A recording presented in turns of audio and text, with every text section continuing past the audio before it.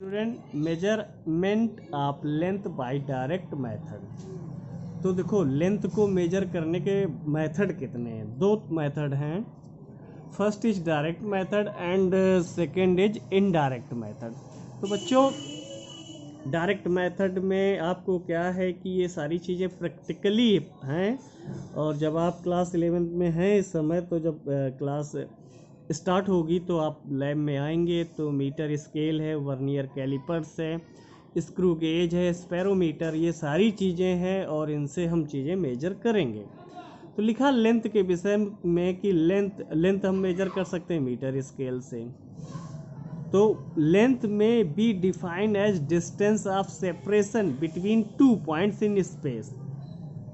Length क्या है, दो पॉइंट के बीच में कितनी डिस्टेंस है वो सेपरेट होकर के अगर निकाल ले रहे हैं तो आप क्या निकाल ले रहे हैं, लेंथ कैलकुलेट कर रहे हैं। तो इन सब चीज़ों को कैलकुलेट करने के लिए अपने पास होना चाहिए metre scale, vernier callipers, screw gauge and spherometer. अगर ये सारी चीज़ें हैं तो आप मेजर कर सकते हैं।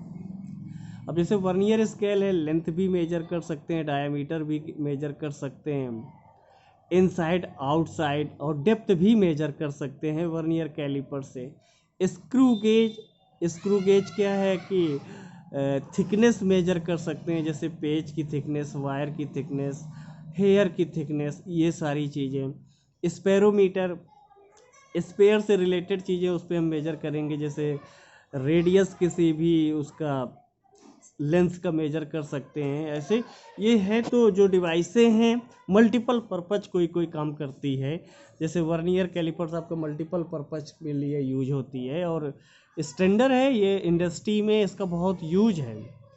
खैर आगे चलते हैं। Indirect method for measuring large distance हम मेजर करने के लिए इनडायरेक्ट मेथड यूज करते हैं। तो पहला आता है triangulation method for the height of an accessible object. देखो है क्या, इसकी कहानी पढ़ने से अच्छा है सीधे समझा दें।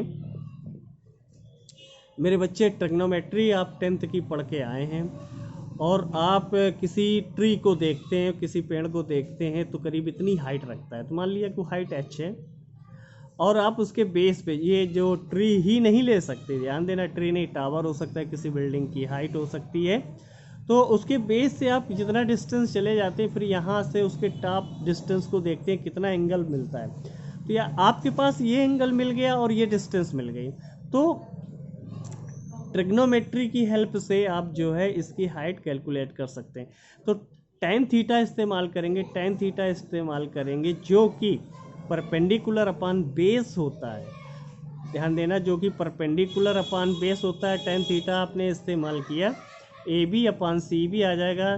तो ए बी आपका एच है, फिगर के हिसाब से सी बी एक्स है, तो आप एच बड़े आराम से कैलकुलेट कर सकते हैं। ध्यान देना मेरे बच्चों, थीटा आपको पता है, tan थीटा की जो वैल्यू आएगी वैल्यू पुट करोगे, यक्स आप चल कर आए हैं उसके बेस से, तो एच आप कैलकुलेट कर लेंगे कि किसी भी ट्री का या किसी भी टावर का कितनी डिस्टेंस पे है या उसकी हाइट कितनी है, आप बड़े आराम से कैलकुलेट कर सकते हैं।